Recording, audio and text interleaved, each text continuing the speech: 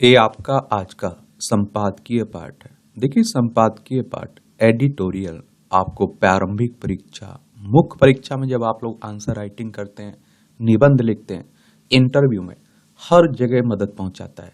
चाहे आप लोग स्टेट पीसीएस की तैयारी कर रहे हो या सिविल सर्विस यानी कि यूपीएससी की तैयारी कर रहे हो, तो इस तरह के आर्टिकल जरूर आप लोग पढ़ा करिएगा। उपनिवेशवादी अवशेषों से मुक्ति। आप देखते हैं कि बहुत सारे कानून अंग्रेजों के समय के चले आ रहे थे, उनसे भी हम लोगों ने मुक्ति ली है। और कहते हैं ना कि परिवर्तन होता रहना चाहिए, प्रकृति का नियम है परिवर्तन। तो पराधीन राष्ट्र अपनी संस्कृति और सभ्यता का आनंद नहीं प्राप्त कर सकते। भारत के लिए यह बात और भी महत्वपूर्ण है। देश दीर्घकाल तक पराधीन रहा। ब्रिटिश शासन के दौरान भी इस देश की सभ्यता और संस्कृति को नष्ट करने का अभियान चला। भारत ने विदेशी सत्ता से संघर्ष किया, गुलामी खत्म हुई और तब से 77 साल हो गए। अंग्रेजी साम्राज्यवाद के तमाम प्रतीक अभी भी बने हुए हैं, लेकिन स्वास्थ्य मंत्रालय से शुभ सूचना आई है। देश के मेडिकल कॉलेजों में होने वाले दीक्षांत समारोह में अब विद्यार्थियों को काला ग्राउंड और हैट पहनने की जरूरत नहीं होगी। स्वास्थ्य मंत्रालय ने इसका आदेश जारी कर दिया है और दीक्षांत समारोह में ग्राउंड और हैट पहनना औपनिवेशिक काल की देन है। संप्रभु राष्ट्र राज्य में गुलामी के प्रतीकों का महिमामंडन नहीं होता है। प्रधानमंत्री मोदी ने आजादी के अमृत महोत्सव में पंच प्राणों का जो दृष्टिकोण रखा, उसमें एक गुलामी की मानसिकता के त्याग का और अपनी विरासत पर गर्व करने का भी है। गुलामी के प्रतीक देश के स्वाभिमान को आहत करते रहते हैं। इसलिए राष्ट्रीय राजधानी दिल्ली के इंडिया गेट पर कर्तव्य पथ का उद्घाटन हुआ और इसे अंग्रेजी राज के समय से किंग्सवे राजपथ कहा जा रहा था और राजपथ भी पराधीनता का प्रतीक था। गुलामी के समय से यहाँ ब्रिटिश राज की प्रतिनिधि जॉर्ज पंचम की प्रतिमा थी और इसे इंडिया गेट पर सुभाष चंद्र बोस की प्रतिमा लगाई गई। अंग्रेजी सत्ता के प्रतीक राष्ट्र के दीर्घकालिक अपमानों की याद दिलाते और इससे राष्ट्र का मनोबल क्षीण होता। और महात्मा गांधी ने अंग्रेजी सभ्यता की निंदा की थी और गांधी जी की किताब हिंद स्वराज में कहा गया कि भारत को इंग्लैंड का कोई भी सत्ता प्रतीक या फिर सत्ता उपकरण स्वीकार नहीं है। और तब ब्रिटिश संसद अंग्रेजी सत्ता का महत्वपूर्ण उपकरण थी। गांधी जी ने ब्रिटिश संसद की भी आलोचना की थी और संविधान सभा में संसदीय विशेषाधिकारों पर चर्चा हो रही थी। संविधान निर्माताओं ने विशेषाधिकारों का प्रावधान अनुच्छेद 105 में दिया। अनुच्छेद 105 का खंड 3 कहता है कि सदस्य या समितियों की शक्तियां और विशेषाधिकार वही होंगे जो संसद समय समय पर विधि द्वारा निश्चित करें। संविधान में भारतीय संसद के लिए ब्रिटिश संसद के विशेषाधिकारों के अनुसरण का उल्लेख आलोचना का विषय बना है और संप्रभु राष्ट्र के संविधान में ब्रिटिश संसद के प्रावधानों के उल्लेख का कोई उचित नहीं है। भारतीय दंड प्रक्रिया संहिता और साक्ष्य अधिनियम ब्रिटिश प्राधिकार में ब्रिटिश संसद ने बनाए थे। इसके तमाम प्रावधान अपनी उपयोगिता खो चुके थे, लेकिन लगभग 150 साल बूढ़े कानूनों पर कोई चर्चा नहीं हुई। अब उपनिवेशिक काल के इन कानूनों का अध्ययन विश्लेषण हुआ और कालवाह का निरसन हुआ और अब उनके स्थान पर 3 नए, आप देखिए, संहिता बन चुके हैं। 3 नए आपराधिक कानून आ चुके हैं। अपनी जड़ों से जीवन रस प्राप्त करना आनंद देने वाला होता है, लेकिन गुलामी की दीर्घकाल में ब्रिटिश सत्ता ने भारतीय विरासत पर गर्व करने के प्रतीकों को पीछे ढकेल दिया था और अंग्रेजी विद्वानों और ब्रिटिश राज को श्रेष्ठ मानने वाले लेखकों ने भारतीय ज्ञान परंपरा को भाववादी बताया। प्रचार किया गया कि भारत के लोग अपना इतिहास भी ठीक से नहीं लिख पाते हैं। यह सही नहीं है। भारत में ज्ञान विज्ञान दर्शन पर विपुल लेखन हुआ था और जर्मनी के विद्वान मैक्स मूलर ने भारतीय ज्ञान और संस्कृति की प्रशंसा की थी।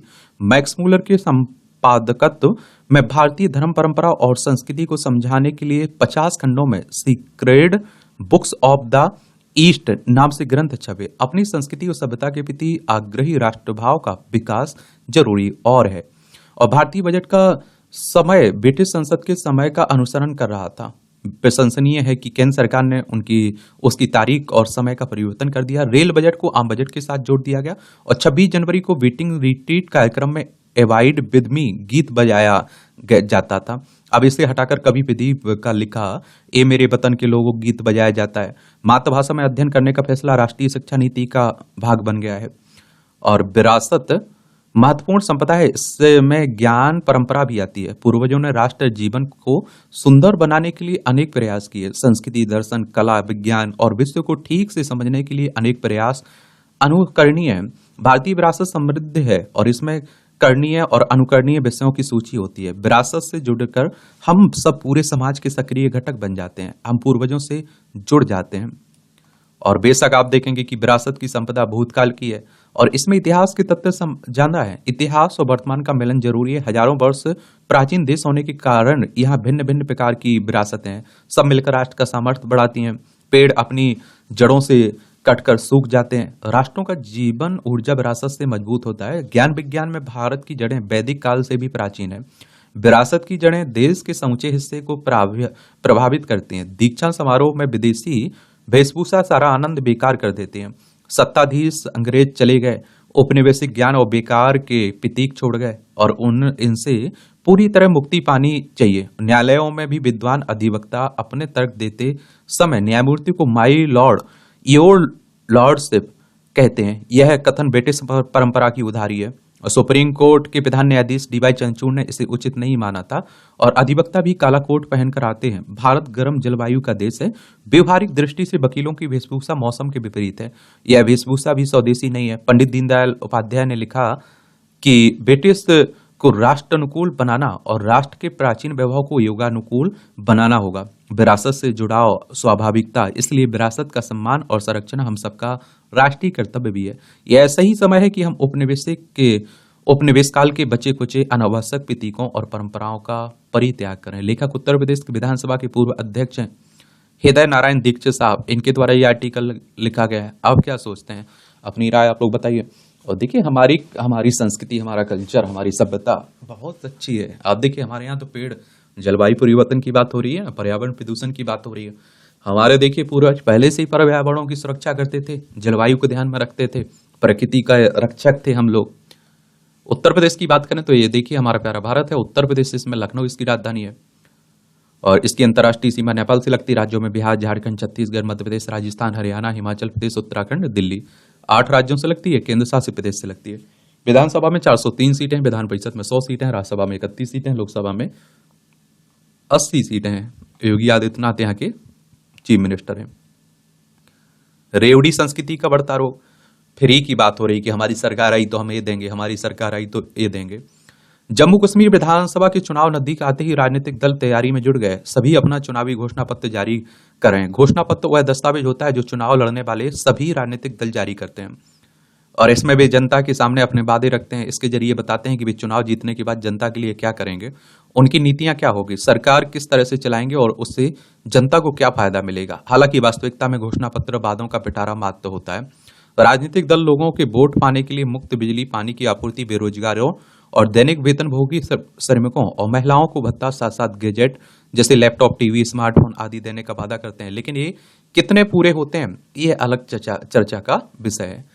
और जम्मू कश्मीर की पूर्व मुख्यमंत्री और पीडीपी की अध्यक्ष महबूबा मुफ्ती ने पहचान की रक्षा, भविष्य की रक्षा शीर्षक से अपना घोषणा पत्र जारी किया है। इसमें उन्होंने वादा किया कि पार्टी अनुच्छेद 370 को वापस लागू करेगी। साथ ही आमजन को खुश करने के लिए 200 यूनिट मुफ्त बिजली, मुफ्त पानी, गरीब परिवारों को वर्ष में 12 गैस सिलेंडर, वृद्धा अवस्था पेंशन, विधवा पेंशन को दुगना करने का वादा किया है। वहीं नेशनल कॉन्फ्रेंस नेका ने अपने घोषणा पत्र में कहा कि पार्टी लोगों को 200 यूनिट तक बिजली मुफ्त देगी, अनुच्छेद 370 बहाल करेगी, जम्मू कश्मीर को राज्य का दर्जा दिलाने के साथ साथ वर्ष 2000 में तत्कालीन विधानसभा द्वारा पारित स्वायत्त संबंधी प्रस्ताव को लागू करेगी। जून 2000 में आप देखिए फारूक अब्दुल्ला के नेतृत्व में वाली तत्कालीन नेका सरकार ने राज्य में 1953 से पहले की संवैधानिक स्थिति को बहाल करने की मांग करते हुए विधानसभा में एक प्रस्ताव पारित किया था। हालांकि इस प्रकार जम्मू कश्मीर के क्षेत्रीय दलों द्वारा 370 को पुनः बहाल करने की बात करना राष्ट्रीय हित के अनुकूल नहीं है। और देखा जाए तो जम्मू कश्मीर की आर्थिक स्थिति पर्यटन उद्योग पर टिकी है और यहाँ रोजगार का यही सबसे बड़ा साधन भी है। बावजूद इसके इस महत्वपूर्ण क्षेत्र की समस्याओं का इन राजनीतिक दलों के घोषणा पत्र में शामिल न होना गंभीर चिंता का विषय है। आखिर कब तक पर्यटन उद्योग की अनदेखी होती रहेगी? पर्यटन उद्योग बड़ा हमारे देश की अर्थव्यवस्था में बड़ा योगदान देता है। वैसे घोषणा पत्र जारी करने की परंपरा पुरानी दुनिया भर में आमतौर पर घोषणा पत्र में आर्थिक और सामाजिक आदि मुद्दों पर पार्टी की नीतियों और कार्यक्रमों को पेश किया जाता है। अमेरिका जैसे देश में घोषणा पत्र में आर्थिक, विदेश नीति, स्वास्थ्य की देखभाल, शासन में सुधार, पर्यावरण से जुड़े मुद्दों और इमिग्रेशन आदि को शामिल किया जाता है। वहां इनमें आप देखिए लोगों के किसी तरह के खास लाभ देने की बात नहीं की जाती है। भारत में राजनीतिक दल मुद्दों के साथ साथ मुफ्त की रेवड़ियां तक को अपने घोषणा पत्र में शामिल कर लेते हैं और जिसका मुद्दा सुप्रीम कोर्ट तक में उठ चुका है। पूर्व में आप देखिए सुप्रीम कोर्ट कह चुका है कि कोई भी मुफ्त वितरण वितरण सभी लोगों पर असर डालता है। ऐसे में निष्पक्ष और स्वतंत्र चुनाव नहीं हो पाते हैं। साथ ही देश में ऐसा कोई प्रावधान भी नहीं है जिसमें घोषणा पत्र में किए जाने वाले वादों को नियंत्रित किया जा सके। राजनीतिक पार्टियों को ऐसे वादों से बचना चाहिए जो चुनावी प्रक्रिया की पवित्रता को कम कर सकते हैं या फिर मतदाताओं को गलत प्रभाव डाल सकते हैं। राजनीतिक दलों को अपने घोषणा पत्र में किए किए किए वादों की जरूरत को भी बताना चाहिए और वही वादे आप देखे करें जो पूरे किए जा सकते हैं। ये भी बताएं कि इन वादों को पूरा करने के लिए वित्तीय जरूरतें किस तरह पूरी होंगी। और मुफ्त के वादे कर राजनीतिक दल लोगों को अपने पक्ष में मतदान करने के लिए एक प्रकार से रिश्वत दे रहे हैं और इसका आर्थिक पहलू यह है कि राजनीतिक दल सरकार के खर्चे पर मतदाताओं को मुफ्त उपहार दे रहे हैं। लेकिन क्या यह उस राज्य की आर्थिक स्थिति के लिहाज से उचित है? ये आप देखिए, गत वर्ष श्रीलंका में घटी घटना इसका उदाहरण है। जानकारों का मानना है कि श्रीलंका के आर्थिक पतन का कारण वहां के राजनीतिक दलों द्वारा मतदाताओं को दिए गए मुफ्त उपहार रहे हैं। भारत के अधिकांश राज्यों की मजबूत वित्तीय स्थिति नहीं है एवं राजस्व के मामले में संसाधन भी बहुत सीमित हैं। दक्षिण भारत के राज्यों से शुरू हुई यह परंपरा धीरे धीरे उत्तर भारत के राज्यों में फैलती जा रही है। कोई आय न होने के बाद भी मुफ्त की योजनाओं की घोषणा करना देश के आर्थिक स्वास्थ्य की दृष्टि से उचित नहीं है।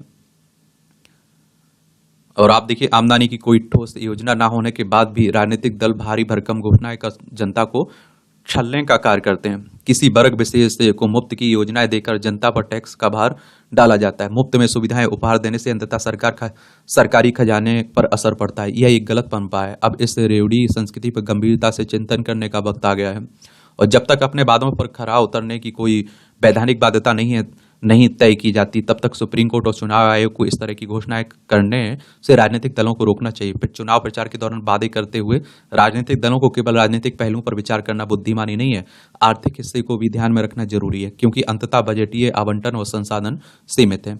मुफ्त की बात करते समय राजनीति के साथ साथ राष्ट्रीय हित और अर्थव्यवस्था को भी ध्यान में रखना चाहिए। लेखक राजनीति शास्त्र के प्रोफेसर हैं, इनके द्वारा यह आर्टिकल डॉक्टर जगदीप सिंह के द्वारा लिखा गया है। ये आप देखिए, जम्मू कश्मीर है, इसकी अंतर्राष्ट्रीय सीमा पाकिस्तान से लगती है। राज्यों में लद्दाख, हिमाचल प्रदेश, पंजाब से लगती है। केंद्र शासित प्रदेश है, दिल्ली की तरह विधानसभा देखने को मिलेगी। अगर चुनाव आयोग की बात करें तो इलेक्शन कमीशन ऑफ इंडिया की बात हो रही। भारतीय निर्वाचन आयोग एक संवैधानिक संस्था है। संविधान के अनुच्छेद 324 के तहत चुनाव आयोग की स्थापना की बात की गई। 25 जनवरी 1950 में स्थापना हुई थी। 25 जनवरी को आप लोग मतदाता दिवस मनाते हैं। नई दिल्ली में हेडक्वार्टर देखने को मिलेगा। सुकुमार सेन पहले मुख्य चुनाव आयुक्त थे। सुप्रीम कोर्ट की बात करें तो हमारी सर्वोच्च अदालत है। संविधान के अनुच्छेद 124 के तहत सुप्रीम कोर्ट की स्थापना की बात की गई है। 28 जनवरी 1950 में हुई थी। और देखिए, आप देखिए, हर राज्य में कोई भी राज्य हो, अब देखिए कर्ज के नीचे दबे हुए हैं। अभी कल ही न्यूज़पेपर में आपने पढ़ा होगा कि मध्य प्रदेश ने फिर से कर्ज लिया है। आप सोचिए कि उन्होंने लाडली बहना योजना, ये योजना, वो योजना चला रखी है और आप देखिए उसका अंततः भारत सरकार में जाएगा कि नहीं जाएगा। पंजाब को देख लीजिए आप लोग, रेड जाल में फंसा हुआ है। आंतरिक एवं बाह्य युद्ध। भगवान श्री कृष्ण का जन्मोत्सव जन्माष्टमी के रूप में 2 दिन मनाया जाता है। प्रथम दिवस गृहस्थ लोग मनाते हैं और व्रत उपवास रखते हैं, जबकि दूसरे दिन साधु संत महात्मा ऋषि मुनि व्रत उपवास रखते हैं। और इसका प्रथमता तो यही निष्कर्ष निकलता है कि भगवान विष्णु के अवतार श्री कृष्ण को 2 मोर्चों पर युद्ध करना था। इन दोनों मोर्चों पर उनके सामने अपने सगे संबंधी ही थे। जन्म लेते श्री कृष्ण को अपना मामा कंस के अत्याचार के खिलाफ युद्ध किए और कंस का कारागार आंतरिक जगत का सूचक है, यानी अंतर जगत में कोई बुराई दिखने लगे तो उसे तत्काल वहीं समाप्त कर देना चाहिए। भगवान विष्णु के अन्य जितने अवतार हुए वे सभी ब्रह्मा दैत्यों या अहंकार ग्रस्त राजाओं के खिलाफ युद्धरत रहे।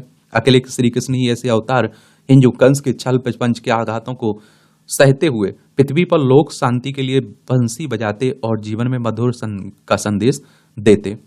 और आप देखते हैं कि इसमें आप देखेंगे श्री कृष्ण यही तक नहीं रुकते, वह छल पंच की हर चाल पर नजर रखते। जहां श्री कृष्ण का जन्म के समय युद्ध अंतर जगत का युद्ध है, तो बड़े होने के बाद मोह और अहंकार से ग्रस्त धृतराज उसके पुत्रों के खिलाफ महाभारत के युद्ध का शंखनाद भी करते हैं। और यह बाह्य जगत की विकृतियां हैं। अक्सर आप देखते हैं कि लोगों में अपने लिए मोहग्रस्त होकर विधिक नियमों को नकारने की आदत पड़ जाती है।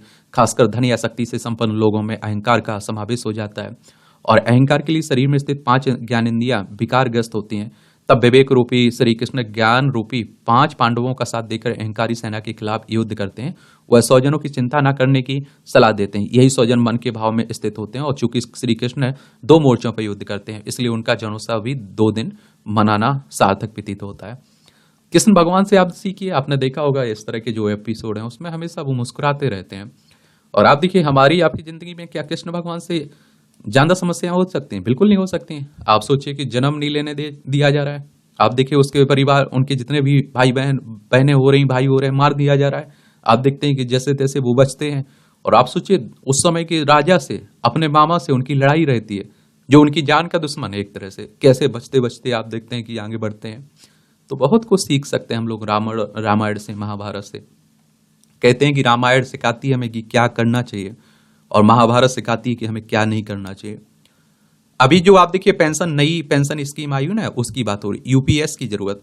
तो सरकारी कर्मचारियों के लिए एकीकृत पेंशन योजना अर्थात यूपीएस लाकर केंद्र सरकार ने लाखों कर्मचारियों की एक पुरानी मांग को पूरा करने की दिशा में एक ठोस कदम उठाया। ऐसा कोई कदम उठाया जाना इसलिए आवश्यक हो गया था क्योंकि 2004 में लागू की गई नई पेंशन योजना यानी एनपीएस की सरकारी कर्मचारियों की हितों की पूर्ति में सहायक नहीं बन रही थी, इसलिए उसे लेकर असंतोष था। इसी असंतोष के चलते कुछ राजनीतिक दल पुरानी पेंशन योजना यानी ओपीएस लागू करने का वादा कर राजनीतिक लाभ लेने की कोशिश कर रहे थे, लेकिन यह संकीर्ण राजनीति थी और इसलिए हिमाचल प्रदेश एवं कुछ अन्य राज्यों सरकारों ने पुरानी पेंशन लागू करने की घोषणा की थी, उस पर अमल नहीं कर सकी। तथ्य यह भी है कि कांग्रेस को हिमाचल प्रदेश के अलावा अन्य कोई चुनावी लाभ भी नहीं मिला और यही कारण रहा कि लोकसभा चुनाव में कांग्रेस ने पुरानी पेंशन योजना को लेकर कहीं कोई वादा नहीं किया।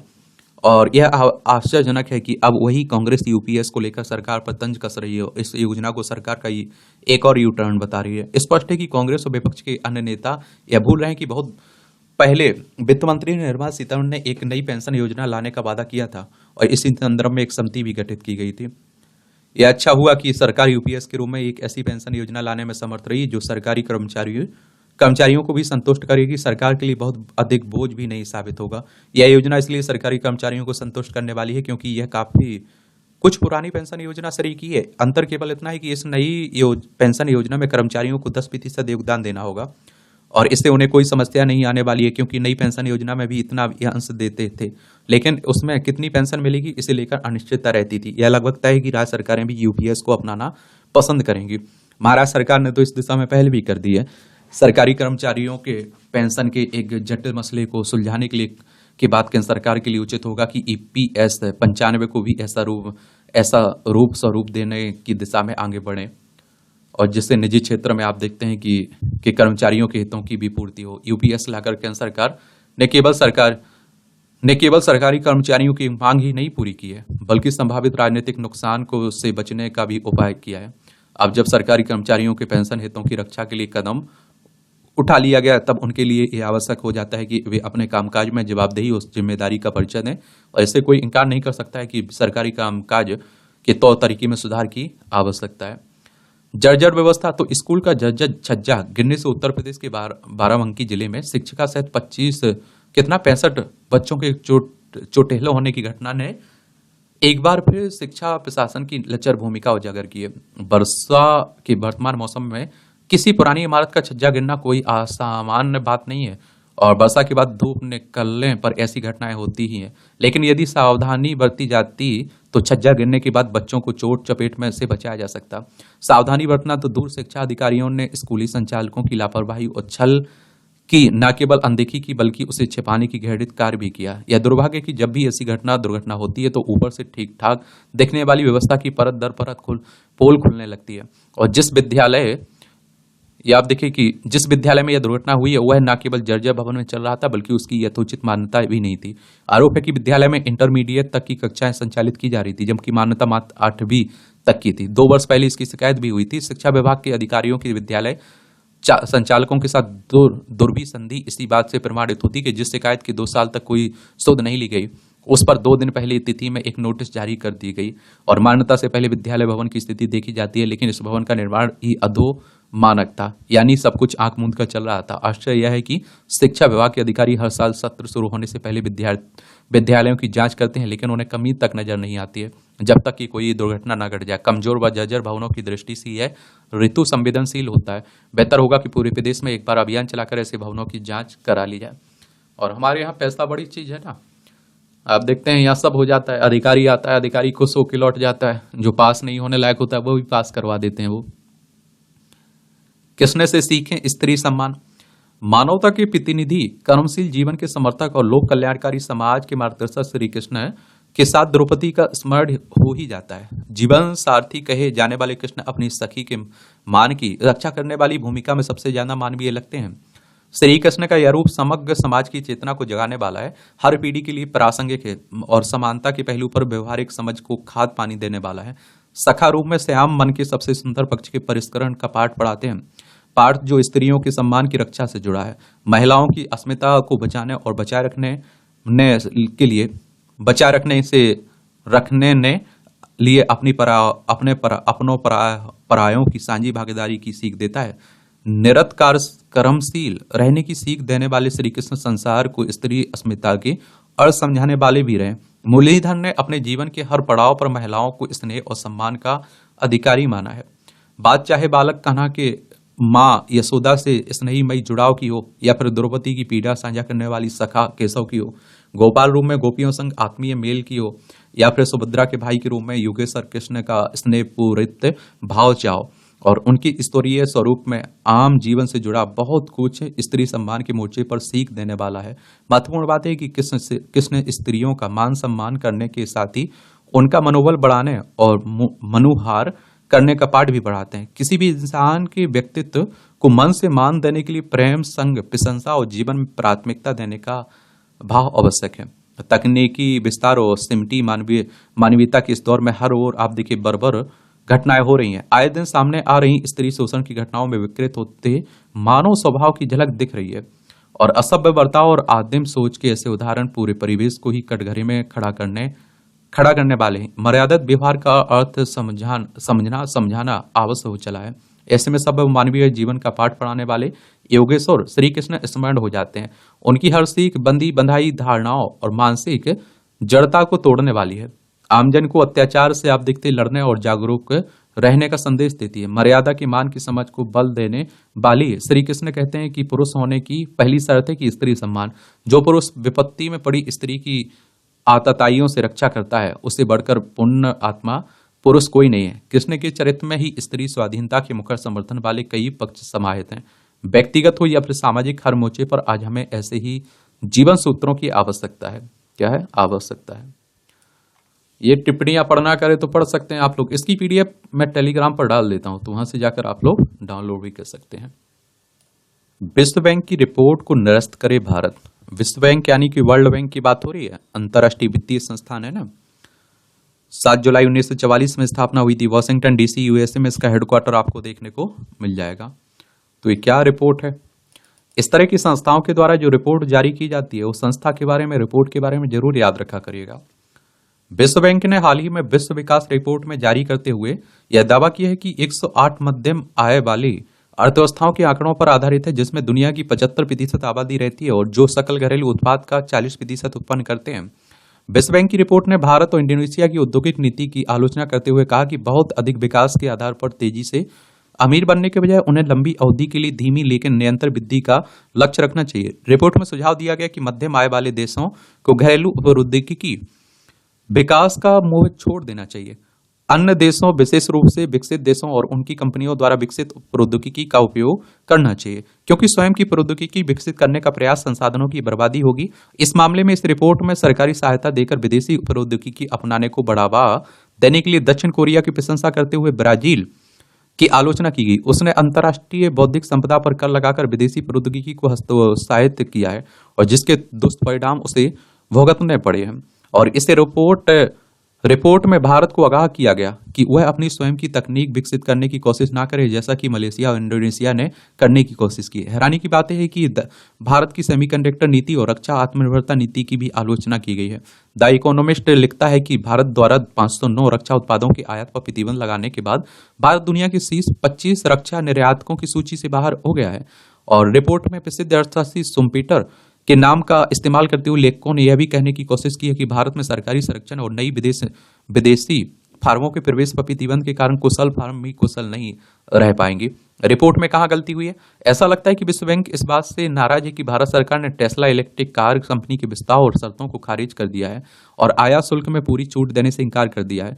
विश्व बैंक की रिपोर्ट के लेखकों को शायद यही नहीं पता है कि भारत के ऑटोमोबाइल उद्योग का दुनिया में अपना एक अलग स्थान है, जिस कारण देश में ऑटोमोबाइल ऑटोमोबाइल कंपनियों ने बड़ी मात्रा में इलेक्ट्रॉनिक वाहनों का निर्माण शुरू कर दिया है। भारत ऑनलाइन लेन देन यूपीआई में तेजी से विकास कर रहा है, और जिसे स्वयं विश्व विकास रिपोर्ट ने भी स्वीकार किया है। और इसमें से आप देखते हैं इसने किस तरह से व्यवसायों, खासकर छोटे व्यवसायों की में क्रांति ला दी। आज भारत का यूपीआई ऑनलाइन लेन देन में दुनिया में अपनी जगह बना रखा है, और कई देश इसे अपनाने के लिए उत्सुक हैं। चूंकि भारत ने यह तकनीक विकसित कर ली है, और इसलिए वह स्विफ्ट जैसी अपनी स्वयं की भुगतान प्रणाली बना सकता है।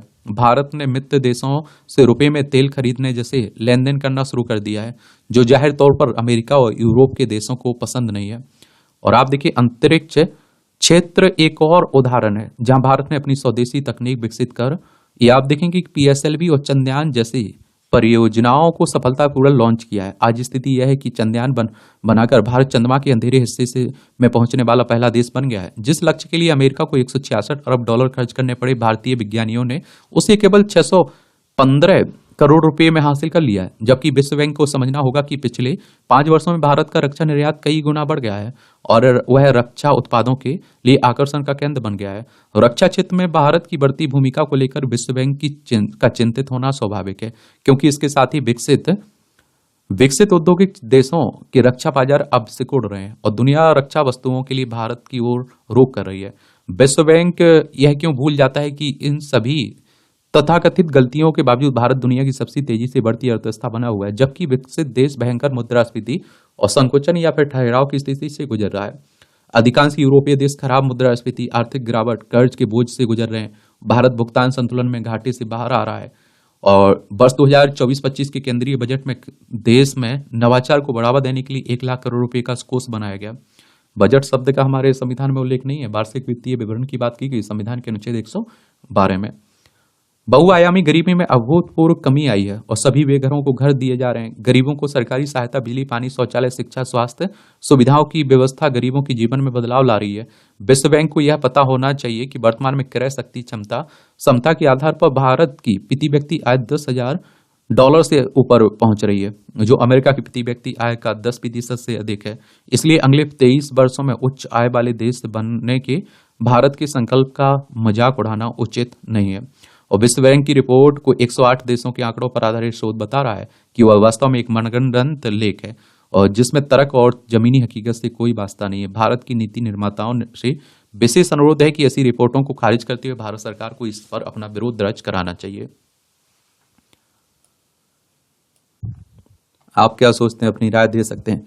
विनिर्माण क्षेत्र में बदलती भारत की तस्वीर, तो आप देखेंगे हाल ही के वर्षों में भारत के विनिर्माण क्षेत्र का योगदान देश के सकल घरेलू उत्पाद में बढ़ता जा रहा है, और इससे ग्रामीण इलाकों के नागरिक शहरी क्षेत्रों में स्थापित की जा रही विनिर्माण इकाइयों में रोजगार के नए अवसर प्राप्त करने के उद्देश्य से शहरों में बस रहे हैं। विनिर्माण क्षेत्र में कई ऐसे नए क्षेत्र भी उभर कर सामने आए हैं, और जिन क्षेत्रों में भारत में उत्पादन बहुत कम मात्रा में होता रहा है। रक्षा, दवा, सेमीकंडक्टर निर्माण, एआई क्षेत्र इनमें से प्रमुख हैं। वित्तीय वर्ष 2023-24 के दौरान भारत में स्वदेशी रक्षा के क्षेत्र में उत्पादन की मात्रा 1.27 लाख करोड़ रुपए रही, जो पिछले वर्षों की तुलना में 16.7% अधिक है। यह भारत सरकार द्वारा देश में उत्पादन के विभिन्न क्षेत्रों में आत्मनिर्भरता को बढ़ावा देने के उद्देश्य से सरकारी नीतियों और सरकार के प्रयासों की प्रभावशीलता को रेखांकित करता है। वित्तीय वर्ष 2023-24 में 21,083 करोड़ रुपए की मूल्य का निर्यात भारत के से विभिन्न देशों में किया गया। निर्यात का मतलब होता है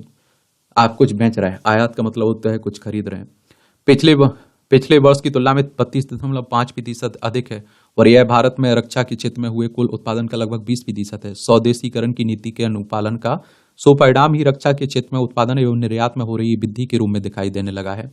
रक्षा क्षेत्र की तरह ही हाल के समय में भारत ने उत्पादन के नए क्षेत्रों में भी प्रवेश किया है। कुछ वर्ष पूर्व आप देखते हैं तक दवा निर्माण के क्षेत्र में उपयोग किए जाने वाले एपीआई, एक्टिव फार्मास्यूटिकल इंग्रेडिएंट नामक कच्चे माल का लगभग पूरा हिस्सा चीन से आयात किया जाता था, परंतु कोरोना महामारी के दौरान भारत को यह एहसास हुआ कि यदि चीन इस कच्चे माल का निर्यात भारत को करना कम कर दे अथवा बंद कर दे, तो भारत में दवा उद्योग की इकाइयों में निर्माण कार्य ही ठप्प पड़ जाएगा। इसके बाद केंद्र सरकार ने एपीआई के उत्पादन को भारत में ही करने का फैसला किया है। पिछले कुछ वर्षों में भारतीय दवा उद्योग में तेज गति से वृद्धि दृष्टिगोचर हुई है, और आप देखिए आज यह देश के सकल घरेलू उत्पाद में 1.72% का योगदान देने लगा है। भारतीय दवा उद्योग अभी $6,000 करोड़ का है, जिसके जिसके वर्ष 2030 तक 13,000 करोड़ डॉलर तक पहुंचने की उम्मीद की जा रही है। लगभग 4 वर्ष पूर्व वैश्विक स्तर पर ऑटोमोबाइल विनिर्माण के क्षेत्र में सेमीकंडक्टर की उपलब्धता में आई भारी कमी के चलते वाहनों के उत्पादन को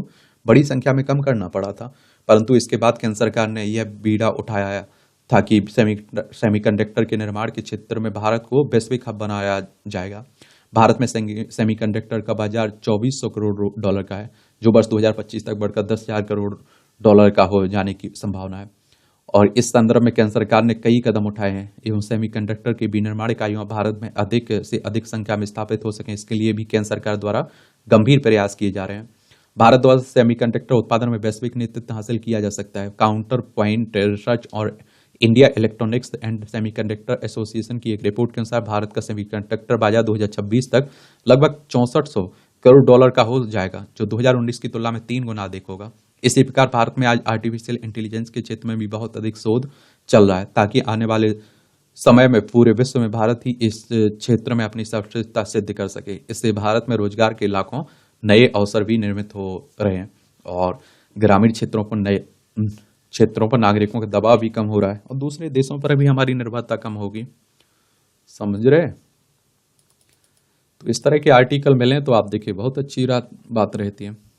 नक्सलवाद पर नियंत्रण की तैयारी हो रही है और देखिए नक्सलवादी हमारे ही देश के लोग हैं, बस आप देखते हैं कि वो गलत और रास्ते पर हैं। तो इस महत्वपूर्ण विषय पर चर्चा करने से पहले अविभाजित मध्य प्रदेश के दौर में छत्तीसगढ़ को ले जाना होगा। यह भयावह दौर था जब राजनीतिक दृष्टिकोण से मध्य प्रदेश का यह हिस्सा नक्सलवाद से करार रहा था। पीड़ा तो वही जान सकते हैं जिन्होंने अपने स्वजनों को खोया। सरगुजा से लेकर बस्तर तक आग धधक रही थी। वह भयावह दौर, अब आप देखिए भयावह दौर अब उजाले में तब्दील होने लगा है और सरगुजा और जसपुर का इलाका इससे उबर चुका है। केंद्रीय गृह मंत्री अमित शाह के बयान और उनकी ललकार को अक्सर नक्सलियों के पैरोकार और नक्सल नेता सुन समझ रहे होंगे, तो तय मानिए कि छत्तीसगढ़ सहित पूरे समूचे देश में अब उनकी गिनती के दिन रह गए हैं। ये मध्य प्रदेश आपको मालूम है भोपाल इसकी राजधानी है और छत्तीसगढ़ की रायपुर राजधानी। 1 नवंबर सन 2000 में इसे अलग बनाया गया था मध्य प्रदेश से अलग करके। जब तक मध्य प्रदेश का हिस्सा था, मध्य प्रदेश क्षेत्रफल में पहले नंबर पर था। अब दूसरे पर, पहले पर राजस्थान, दूसरे पर मध्य प्रदेश। वस्तुतः केंद्र और राज्य सरकार प्राकृतिक न्याय सिद्धांत पर गंभीरता से के साथ काम करते हुए दिखाई दे रही है। नक्सल से जुड़े नेताओं और इनके पैरोकारों को मुख्यधारा में लौटने एवं सुखपूर्वक जीवन बिताने का सरकार की तरफ से प्रस्ताव भी दिया जा रहा है। केंद्रीय गृह मंत्री अमित शाह की माने तो छत्तीसगढ़ सहित देश के नक्सल प्रभावित राज्यों के नक्सल नेताओं इससे संबंधित तमाम लोगों के लिए जल्द ही नई पॉलिसी भी आने वाली है। केंद्र सरकार का दबाव और विष्णुदेव साय सरकार की दृढ़ इच्छा शक्ति, मुख्यमंत्री हैं विष्णुदेव साय छत्तीसगढ़ के, और कठोर रवैये के चलते उम्मीद की जानी चाहिए कि छत्तीसगढ़ देश और अन्य राज्यों में नक्सल राज्य के रूप में बनी छवि जल्द मिटेगी और विकसित राज्य की श्रेणी में अपना नाम शुमार करेगी। विधानसभा चुनाव के पहले भाजपा के शीर्ष नेताओं ने 2.5 करोड़ छत्तीस वासियों के बीच जिन संकल्पों को दोहराया था, राज्य में भाजपा की सरकार बनने के बाद मुख्यमंत्री विष्णुदेव साय सरकार को उसे पूरा करते दिखाई भी दे रहे हैं। छत्तीसगढ़ की सबसे बड़ी समस्या आज भी नक्सलवादी है और जिस कठोरता और दृढ़ता के साथ सरकार ने इस मोर्चे पर अपना कदम बढ़ाया, प्रदेशवासियों के लिए राहत भरे कदम के रूप में देखा जा सकता है। नक्सल मोर्चे पर सरकार की रणनीति स्पष्ट है और नक्सली आप देखते हैं नक्सली नेताओं और इन गतिविधियों में प्रत्यक्ष या परोक्ष रूप से शामिल सभी को हिदायत और कठोर चेतावनी के साथ ही प्रस्ताव भी है। मुख्यधारा में लौटने और लोकतांत्रिक तरीके से जीवन व्यतीत करने का प्रस्ताव है और इसे सरकार की दरिया दिली कही जा सकती है। दुर्दांत नक्सली नेताओं को सरेंडर पॉलिसी के तहत आत्मसमर्पण के लिए प्रेरित करना एवं समाज की मुख्यधारा में लौटने के लिए अच्छा पैकेज देना, नहीं तो निरीह और निहत्तर ग्रामीणों, पुलिसों और अर्धसैनिक बलों के जवानों को मौत के घाट उतारने वालों के साथ क्या सलूक किया जाना चाहिए, यह सबको पता है। समाज की मुख्यधारा से अलग होकर नक्सली गतिविधियों में शामिल लोगों को आप देखते हैं कि सरकार की ओर से चेतावनी प्रस्ताव के संदेश में को समझना चाहिए। और आप देखेंगे इसमें बस्तर से उम्मीद की किरण, नक्सलवाद से मुक्त होने के बाद ही बस्तर की कल्पना आप नहीं कर सकते हैं। सुरम्य घाटी और घने जंगलों से आच्छादित बस्तर का सौंदर्य जब देशवासियों के समक्ष खुलकर सामने आएगा तो इसका स्वरूप ही अलग होगा। छत्तीसगढ़ को देश के नक्शे पर एक पर्यटन राज्य के रूप में बस्तर स्थापित भी करेगा और ऐसी उम्मीद सबको पर्यटकों की आमद बढ़ने का मतलब रोजगार की संभावनाएं तो बढ़ेगी, स्थानीय लोगों को रोजगार भी मिलेगा। प्रधानमंत्री नरेंद्र मोदी के स्वावलंबी भारत के सपने को साकार होते दिखाई देंगे। बस्तर के आदिवासी या आप देखिए आदिवासी स्वावलंबन स्वावलंबन का पाठ पढ़ेंगे तो छत्तीसगढ़ की तस्वीर तो चमकेगी, उसी अंदाज में एक नया उजियारा भी होगा। और नक्सल मुक्त बस्तर पर्यटकों को अपने अंदाज में आनंद देगा। शाह की चेतावनी के मायने तो केंद्रीय गृह मंत्री अमित शाह छत्तीसगढ़ में 3 दिनों के प्रवास पर आप देखते हैं और इस दौरान नक्सल प्रभावित राज्यों के शीर्ष अधिकारियों से चर्चा भी करेंगे और आप देखिए जरूरी रणनीति बनाएंगे। पहल के दौर की बैठक के बाद केंद्रीय गृह मंत्री नक्सलवाद के पैरोकारों को 2 टूक चेतावनी दी है। और अलोकतांत्रिक आप देखेंगे, अलोकतांत्रिक गतिविधियों को छोड़कर राज्य सरकार का प्रस्ताव माने और सरेंडर पॉलिसी के तहत सरेंडर करें, नहीं तो उनकी मांद में घुसकर मारेंगे।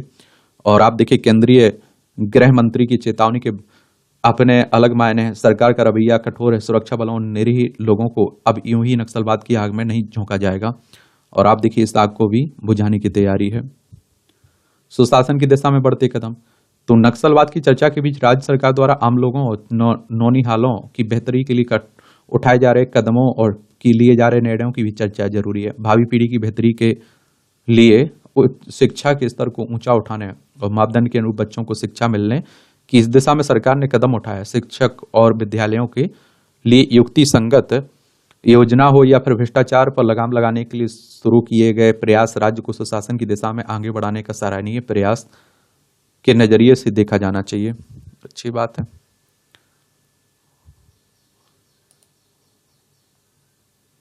ये आप देखिए छत्तीसगढ़, रायपुर इसकी राजधानी है, इसकी सीमा उत्तर प्रदेश, मध्य प्रदेश और आप देखेंगे महाराष्ट्र हो गया, तेलंगाना हो गया, आंध्र प्रदेश हो गया, उड़ीसा, झारखंड से लगती है इसकी सीमा, ये भी याद रखिएगा।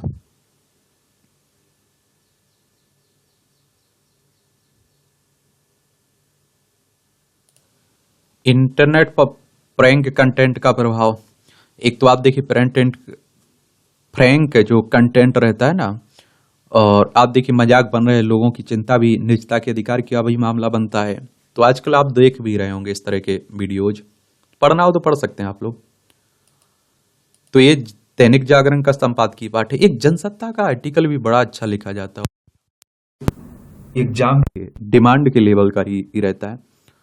बाढ़ के बहने के बंद रास्ते, मानसून चल ही रहा है तो बाढ़ की बात हो रही है। पहले बाढ़ आती थी और 2-4 दिनों में चली जाती थी, अपने पीछे इतना कुछ छोड़ जाती थी कि अगले वर्ष भर का काम चल जाता था। मगर अब सब कुछ बदल सा गया है। बाढ़ का मतलब अब वार्षिक राहत नहीं, बचाव और नुकसान बन गया है। और आप देखिए वार्षिक राहत, बचाव और नुकसान बन गया है। आजादी के बाद से बाढ़ नियंत्रण और बाढ़ के तकनीकी प्रबंधन पर अरबों रुपए खर्च कर देने के बावजूद बाढ़ संभावित इलाकों का दायरा कम होने के बजाय बड़ा है।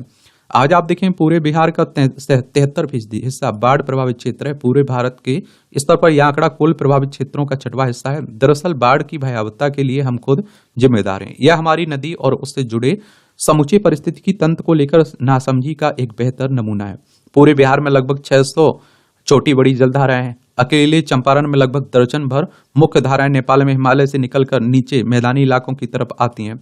बरसात के दिनों में इनकी संख्या और बढ़ जाती है। और आप देखिए नदी की प्रकृति में बाढ़ मूल रूप से शामिल है, खासकर आप देखिए हिमालय से निकलने वाली नदियों की। उसी तरह बाढ़ यहाँ नदियों के किनारे और जल ग्रहण क्षेत्र में बसने वाले लोगों के जीवन का भी अनन्य हिस्सा होती है। बाढ़ का समय लगभग नियत होता है और नदियों की पुरानी धाराओं की एक श्रृंखला जिसमें अनगिनत झीलें या फिर मन शामिल है, मुख्य रूप से 3 काम करते हैं। एक, नदी के बहाव क्षेत्र से अधिक पानी को अपने में समाहित करके नदी के जलस्तर को बढ़ने से रोकती है। दो, चूंकि कई झीलों की एक श्रृंखला है जो एक एक करके भरती हुई जाती हैं और इससे बहाव की गति तेज नहीं हो पाती और नदियों द्वारा होने वाले कटाव नियंत्रित रहता है। और 3, जब पानी इस नदी की पुरानी धाराओं जो कि झीलों या फिर आप देखते हैं कि मन के रूप में फैली है में भर जाता है, जिससे नदी के बहाव से उतना पानी नहीं नदी के निचले क्षेत्र में से कम हो जाता है। इससे बाढ़ की तेजी और भी विस्तृतता में काफी हद तक कमी हो जाती है। बरसात के बाद झीलों में जमा पानी अगले वर्ष भूजल और सतही जल का सुगम स्रोत बन जाता है। बिहार में आप देखिए गंगा हिमालय के मध्य के पूरे विस्तृत भूभाग में अनेक नदियां बहती हैं जो वर्ष के कुछ निश्चित दिनों में बाढ़ का सारा पानी पूरे मैदानी भाग में उड़ेल देती हैं। बाढ़ में पानी में कच्चे शिवालिक श्रेणी हिमालय का सबसे दक्षिणी हिस्सा की गाद खेती को एक नई जान देती हैं। ये सारे ताल तलैया नदियों की क्षमता से ज्यादा पानी समेटते हैं। बाढ़ से पानी के भंडारण की इस प्राकृतिक व्यवस्था को उनको Anupam Mishra rain water harvesting की तर्ज पर फ्लड वाटर हार्वेस्टिंग मानते थे। ताल तलैयों में संग्रहित पानी अगली बाढ़ के आने तक न सिर्फ साफ पानी बल्कि मछली पालन, सिंचाई, कृषि सहित अनेक संसाधनों का जरिया बना रहता था। वहां धीरे धीरे बाढ़ पानी मुख्य नदी के रास्ते गंगा में विलीन हो जाता है। नदियों की इसी जाल में सभ्यता फलती फूलती आई है, पर नदियों की इस प्राकृतिक व्यवस्था से बिना छेड़छाड़ किए उनको आत्मसात करते हुए खेती के तरीके भी बाढ़ और पानी के इसी सामंजस्य पर आधारित रहे हैं। कुल मिलाकर बाढ़ को विपदा ना मानकर उसी के अनुरूप ढल जाने की प्रवृत्ति थी हमारी। और मगर आप देखते हैं, मगर पिछले वर्षों में जल और बाढ़ प्रबंधन के नाम पर पारिस्थितिकी तंत्र की स्थानीय समझ को किनारे करके तकनीकी ठसक का प्रदर्शन होता रहा। नदियों के दोनों किनारे पर बड़े बड़े बांधों की एक श्रृंखला तैयार हुई और ताकि पानी को फैलने से रोका जा सके। 50 के दशक में जहां आप देखिए बिहार में कुल बांधों की लंबाई 260 किलोमीटर थी, अब 3600 किलोमीटर तक आप देखते हैं पहुंची है। इतना सब होने के बावजूद बाढ़ प्रभावित इलाकों का रकबा लगभग 4 गुना बढ़कर 90 हेक्टेयर तक जा पहुंचा है। नदियों से जुड़ी झीलों और मनों की प्राकृतिक स्वरूप और बहाव की दिशा को दरकिनार कर नहरों का जाल बिछाया गया। जलभराव वाले क्षेत्रों में शहर बसाए गए, जल ग्रहण क्षेत्रों का अविवेकपूर्ण तरीकों से इस्तेमाल किया गया, उन पर बस्तियां बनाई गई। इसका नतीजा यह हुआ कि अनगिनत झीलों के आपस में जुड़ाव का रास्ता लगभग बंद हो गया। नतीजन बाढ़ की भयावहता में और वृद्धि हुई है। सारे के सारे निचले हिस्से बाढ़ में जलमग्न होने लगे। ऐसे कई नाले मुख्य नदियों के इतर जल निकास की एक समानांतर व्यवस्था बनाते हैं। यह गंगा के उत्तरी मैदानी इलाकों की विशेषता भी है। विकास के क्रम में सारे प्राकृतिक बहाव के रास्तों पर नकेल कस दिया गया। अब उन पर शहर और कस्बे बस गए। बिहार के शहर मोतिहारी के उत्तर पूर्व से होकर राष्ट्रीय राजमार्ग गुजरता है, जिसके नीचे से सिकरहना नदी के बाढ़ का पानी मोती झील में जाता था। अब वह आगे नदी के प्रवाह तंत्र में मिलकर गंगा की तरफ निकल जाता था। अब राष्ट्रीय राजमार्ग की सारी पुतलियों को भरकर शहर से गुजरने वाली पुलियों को भरकर शहर से गुजरने वाले नालों को पाटकर उनके ऊपर कई मोहल्ले बसाए जा चुके हैं।